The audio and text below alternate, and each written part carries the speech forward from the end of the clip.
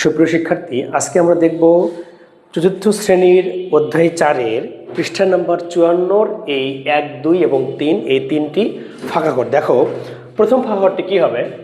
এই যে 7 দিয়ে আমরা 38কে ভাগ করব। এগুলো সবগুলি হচ্ছে আন্তর্জাতিক নিয়মের ভাগ।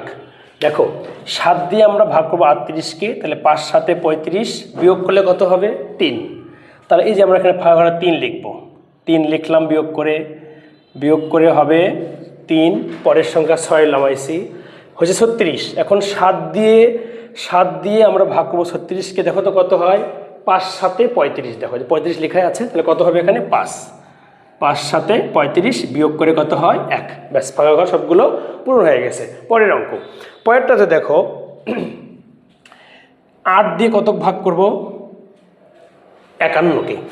8 দিয়ে কত ভাগ করব? 51কে। 8 দিয়ে এখানে 51 ভাগ করব, এখানে কত লিখব? ভাগ কত বার যাবে সেটা দেখবো। দেখো, 8 দিয়ে 8 কে 8, 8 2 16, 3 8 24, 4 8 32, 5 8 40, 6 8 48। দেখো এখানে 6 হবে। কত হবে? 6। তাহলে এখানে আমরা লিখব 6 6 8 48। এবার বিয়োগ করব 8-এর পরে 9 10 11 3, পরের সংখ্যা এই 2টাকে আমরা নিচে নামাইছি। এখন কত হয়েছে? 32। তাহলে এখন 8 দিয়ে আমরা 32কে ভাগ করব। 4 8 32, 32 মিলে গেলে 0, বা 2 2 মিলে গেলে 0। এখন সেমভাবে আমরা করব পরের অঙ্ক। কত আছে দেখো?